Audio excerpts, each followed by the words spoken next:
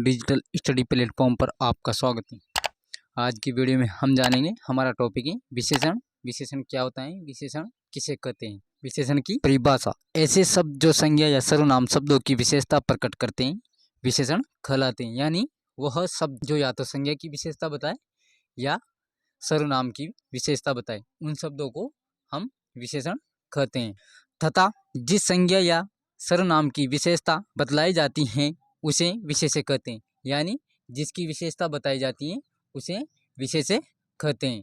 जिसके बारे में हम बात करते हैं, उसकी अच्छाइयों को बताते हैं, उसको विशेष्य कहते हैं। जैसे पूजा सुंदर है, इस वाक्य में विशेषण शब्द सुंदर है।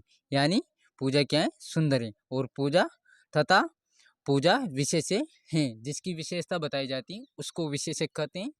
और जो विशेषता बताता है उसे विशेषण कहते हैं। विशेषण के भेद। विशेषण मुख्य रूप से 4 प्रकार के होते हैं: गुणवाचक विशेषण, परिमाणवाचक विशेषण, सार्वनामिक विशेषण, संख्यावाचक विशेषण। आइए समझते हैं अब पहले प्रकार के बारे में। गुणवाचक विशेषण किसी रूप, दोष, भाव, रंग, दशा, आकार, समय, स्थान तथा दिशा आदि को प्रकट करने वाले शब्द गुणवाचक विशेषण कहलाते हैं। यानी व्यक्ति के गुणों को या वस्तु के गुणों को प्रकट करने वाले शब्द गुणवाचक विशेषण कहलाते हैं। वो इनमें क्या क्या बता सकते हैं, उसकी दशा बता सकते हैं, उसका रूप बता सकते हैं, उसका भाव बता सकते हैं, रंग बता सकते हैं, उसकी दशा बता सकते हैं, आकार बता सकते हैं, समय बता सकते हैं, स्थान बता सकते हैं। ये सभी गुणवाचक विशेषण की विशेषताएं बताते हैं। अब इसके अंदर पहले भाव, कौन सा भाव गुणवाचक विशेषण बताएगा? भाव अच्छा भाव, बुरा, कायर, वीर, डरपोक। जैसे भला आदमी, तो भला यहाँ उसकी विशेषताएं, और यह विशेषता कौन सी? गुण है व्यक्ति का, तो इसके अंदर गुणवाचक विशेषण। अगला है बुरा आदमी, तो यह बुरा गुण है व्यक्ति का। यह गुण किस विशेषण के अंतर्गत शामिल किया जाएगा? तो यह गुणवाचक विशेषण के अंतर्गत शामिल किया जाएगा। जैसे कोमल हाथ, तो ये कोमल उसकी विशेषता है और एक कोमल होना उसका गुण है, और ये इसके अंतर्गत गुणवाचक विशेषण होगा। गुणवाचक विशेषण के अंतर्गत अगला गुण है रंग। उसका रंग बताएगा कि कैसा है, लाल, हरा, पीला, सफेद, काला, चमकीला। ये सभी रंग गुणवाचक विशेषण के अंतर्गत आते हैं। जैसे पीताम्बर, पीला अंबर, अंबर यानी वस्त्र, तो इसमें पीला, पीला इसका गुण बता रहा है, इसकी विशेषता बता रहा है, इसके अंतर्गत गुणवाचक विशेषण होगा। अगला है नील गगन, तो इसके अंदर नीला रंग के बारे में बताया जा रहा है कि नीला आसमान। वैसे ही रक्तांबुज, रक्त के जैसा यानी रेड कलर का, तो उसमें यह रंग बताया जा रहा है, रंगों के माध्यम से इसकी विशेषता बताई जा रही है, तो इसमें गुणवाचक विशेषण होगा। अगला है दशा, उसकी दशा कैसी है? जैसे मोटा, पतला, सूखा, गाढ़ा, बारी, अमीर, गरीब। ये सभी उसकी दशा के बारे में, और ये गुणवाचक विशेषण के अंतर्गत आते हैं। जैसे अमीर आदमी, तो अमीर होना उसकी एक दशा है, एक लेवल है। जैसे गरीब बच्चा, तो गरीब बच्चा यह एक उसकी दशाएं, स्थिति उसके बारे में बताया जा रहा है। मोटा शरीर, इसमें भी गुणवाचक विशेषण है, और इसमें मोटा के माध्यम से शरीर की विशेषता बताई जा रही है कि शरीर मोटा है और उसकी दशा बताई जा रही है, इसलिए इसके अंतर्गत गुणवाचक विशेषण होगा। अगला है आकार, आकार के माध्यम से उसके गुण बताए जा रहे हैं, उसकी विशेषता बताई जा रही है, और इसमें गुणवाचक विशेषण होगा। जैसे गोल, सुडौल, नुकीला, समान, पोला। ये सभी गुणवाचक विशेषण के अंतर्गत आते हैं, और व्यक्ति और उसका आकार बनावट बताते हैं। जैसे गोल, गोल रोटी, पोला शरीर, इसमें गोल यानी उसका आकार बताया जा रहा है, और उसके अंतर्गत गुणवाचक विशेषण होता है, तो उसका गुण बता रहा है कि वह गोल है। जैसे पोला शरीर, तो इसके अंतर्गत पोला गुणवाचक विशेषण है, और यह उसके शरीर की विशेषता बता रहा है कि शरीर कैसा है। अगला है समय, अगला, पिछला, नया, पुराना। जैसे गुणवाचक विशेषण अंतर्गत समय बताया जा रहा है कि समय कौन सा समय था, कैसा समय था। अगला था, पिछला, नया, पुराना, कौन सा उसका समय था। तो अगला मकान, यह यहाँ से बताया जा रहा है, पिछला मकान, पिछला समय, इसमें पिछला के माध्यम से गुण बताया जा रहा है उसका, और इसमें गुणवाचक विशेषण है। इसी प्रकार अगला मकान, इसके अंतर्गत मकान बताया जा रहा है कि कौन सा है और उसकी विशेषता बताई जा रही है, उसका गुण बताया जा रहा है। नया मकान, तो ये भी इसका समय बताया जा रहा है और इसके अंतर्गत गुणवाचक विशेषण होगा। स्थान की, स्थान बता रहा है कैसा स्थान है, स्थान के माध्यम से उसका गुण बताया जा रहा है और इसके अंतर्गत गुणवाचक विशेषण होगा। जैसे ऊंचा, नीचा, गहरा, लंबा, चौड़ा, सीधा, यह सभी उसके स्थान को दिखाते हैं। जैसे ऊंचा मकान, तो ऊंचा उसका गुण बता रहा है, उसकी विशेषता बता रहा है, इसलिए इसके अंतर्गत ऊंचा गुणवाचक विशेषण है। चौड़ा रास्ता, रास्ते की विशेषता बताई जा रही है कि रास्ता कैसा है और चौड़ा होना उसका एक गुण है इसके अंतर्गत, इसलिए गुणवाचक विशेषण होगा। जैसे सीधा रास्ता, रास्ते की विशेषता बताई जा रही है कि रास्ता सीधा है, इसलिए इसके अंतर्गत गुणवाचक विशेषण होगा। अगला है गुण, उसके अंतर्गत कौन कौन सी गुण हैं, जैसे भला, बुरा, सुंदर, मीठा, खट्टा, सच, ये सभी व्यक्ति के गुण होते हैं और इन गुणों के माध्यम से इसके अंतर्गत गुणवाचक विशेषण होता है। जैसे सुंदर बालक, तो बालक का गुण है कि वह सुंदर है और इसके अंतर्गत गुणवाचक विशेषण होगा। जैसे मीठा सेब, यह सेब की विशेषता बता रहा है कि सेब मीठा है और मीठा होना उसका गुण है और इसके अंतर्गत होगा गुणवाचक विशेषण।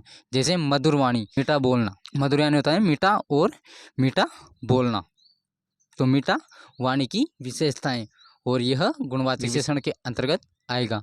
अगला है पुष्पित उद्यान, यानी फूलों से भरा बगीचा और इसके अंतर्गत भरा होना, फूलों से एकदम चारों ओर फूल ही फूल खिले हो, ये पुष्पित उद्यान, यानी उसके अंतर्गत फूल ही फूल लगे हुए हैं और यह उसकी विशेषताएं और यह विशेषता गुणवाचक विशेषण के अंतर्गत आएगी। अगला है दिशा, दिशा गुणवाचक विशेषण के अंतर्गत, उत्तरी, दक्षिणी, पूर्वी, पश्चिमी, दिशा, और ये दिशा एक गुण है, यह गुण कि वह किस दिशा में है और यह गुणवाचक विशेषण के अंतर्गत आता है। जैसा उत्तरी हवाएं, पश्चिमी सभ्यता, यह दोनों दिशा के बारे में बताते हैं कि वह सभ्यता इस दिशा में, सभ्यता की विशेषता बताई जा रही है दिशा के माध्यम से कि यह इस दिशा में थी। इसी प्रकार उत्तरी हवाएं, हवा की विशेषता या उसकी दिशा बताई जा रही है कि यह हवा किस तरफ से आ रही है, कौन सी हवाएं, तो उस हवा उसकी दिशा बताई जा रही है और इसके अंतर्गत गुणवाचक विशेषण होगा।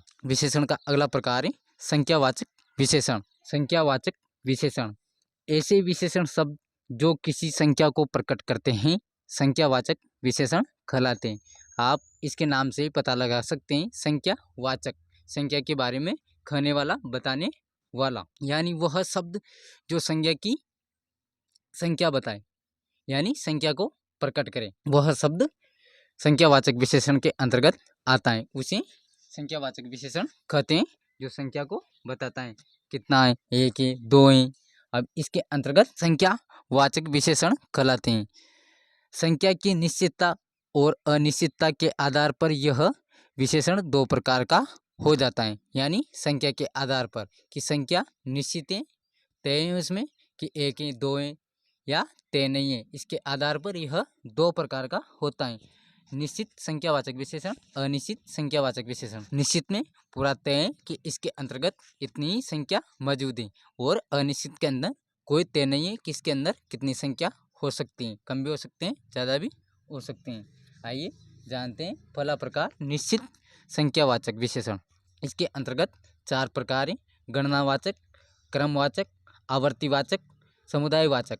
तो इसके अंतर्गत पहला समझते हैं गणनावाचक। निश्चित संख्यावाचक के अंतर्गत गणनावाचक, गणना का होता है जिनको हम गिन सके वह विशेषण, 1, 2, 3, तो यह इनकी काउंटिंग कर सकते हैं, इनको गिन सकते हैं, इसलिए इसका नाम गणनावाचक विशेषण। और ये निश्चित संख्यावाचक विशेषण के अंतर्गत आएगा, यानी इसमें संख्याएं और निश्चित है, हम उसको गिन सकते हैं कितनी इसके अंतर्गत संख्याएं, इसलिए यह गणनावाचक संख्यावाचक निश्चित संख्यावाचक विशेषण का प्रकार है। अगला है क्रमवाचक, कि वह कौन से क्रम का है, पहला क्रम का है, दूसरा क्रम का है, तीसरा क्रम का है, यानी वह कौन से नंबर पे आता है क्रम के हिसाब से। जैसे पहला, दूसरा, तीसरा, प्रथम, द्वितीय, तृतीय, यह सभी उसका क्रम दर्शाते हैं कि पहले नंबर का है, दूसरे नंबर का है, और इसीलिए यह संख्यावाचक विशेषण के अंतर्गत निश्चित संख्यावाचक के अंतर्गत आएगा। अगला है आवर्ती वाचक।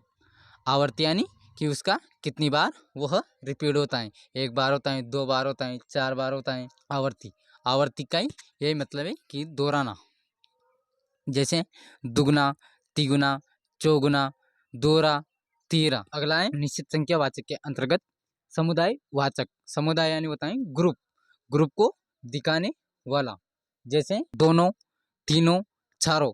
यह ग्रुप को दिखा रहा है कि उसमें कितने हैं, दो हैं, तीन हैं, चार हैं। यह समुदाय, समुदाय यानी होता है समूह, ग्रुप। अगला प्रकार है संख्यावाचक के अंतर्गत अनिश्चित संख्यावाचक विशेषण, यानी अनिश्चित, जो संख्या को पूरा तय नहीं करेगा कि इसके अंतर्गत कितने हैं, दो हैं, तीन हैं, 10 हैं, 20 हैं। इसमें ऐसा कुछ नहीं होगा, ऐसा कुछ नहीं होगा, इसमें ऐसे शब्द नहीं होंगे जो पूरी संख्या को बताएंगे। अनिश्चित संख्याओं की कितने भी हो सकते हैं, जैसे कहीं, अब इसके अंतर्गत कितने भी आ सकते हैं, कुछ, थोड़े, सब, बहुत, थोड़े। ये सभी शब्द अनिश्चित संख्यावाचक विशेषण के अंतर्गत आएंगे और यह उनकी विशेषता बताएंगे कि कहीं है, कुछ हैं, सब हैं, बहुत हैं, थोड़े हैं, ऐसे शब्दों के आधार पर। विशेषण का तीसरा प्रकार है परिमाणवाचक विशेषण।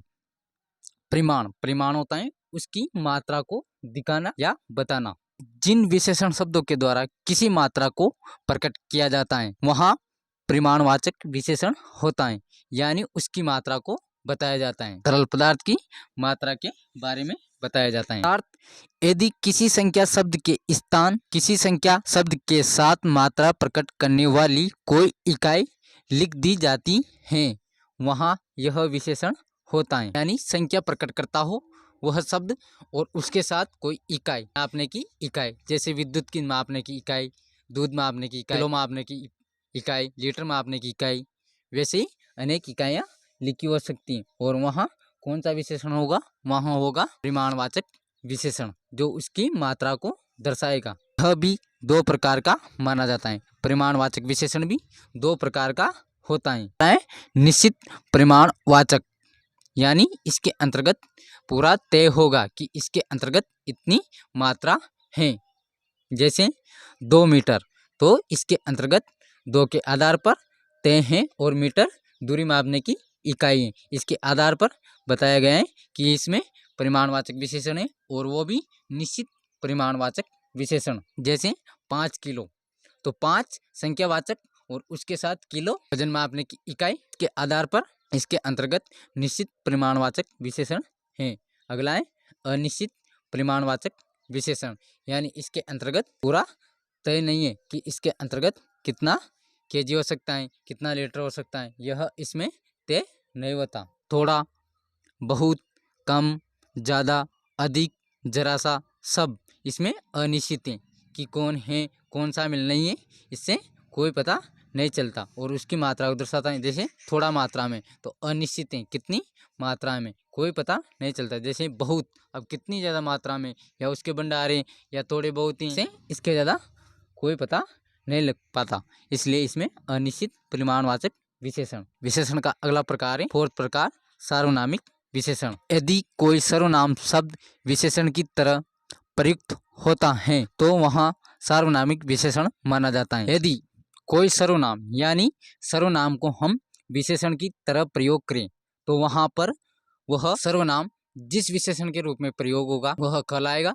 सार्वनामिक विशेषण। यानी हम सर्वनाम को विशेषण के रूप में प्रयोग में ले रहे हैं तो उसका नाम हो जाएगा सार्वनामिक विशेषण, और वह मूल रूप से सर्वनाम होगा, लेकिन वह जिस तरह से प्रयोग होगा उस तरह से वह सर्वनाम विशेषण में बदल जाएगा, यही इसमें कहा गया है। जैसे इस गेंद को मत फेंको, इसमें इस सर्वनाम है और यह गेंद, गेंद संज्ञा है और ये इसको गेंद को निश्चित कर रहा है कि इस गेंद को मत फेंको, उसकी विशेषता बता रहा है, उसको दर्शा रहा है, इसलिए इसमें इस जो सर्वनाम है वह विशेषण की तरह प्रयोग किया गया है और इसमें होगा सार्वनामिक विशेषण। सार्वनामिक विशेषण का अगला उदाहरण है वह लड़का बहुत ईमानदार है। इसके अंतर्गत वह प्रयोग किया गया है और यह सर्वनाम है और यह यहाँ पर विशेषण की तरह प्रयोग में लिया गया है, इसलिए यहाँ पर वह सर्वनाम से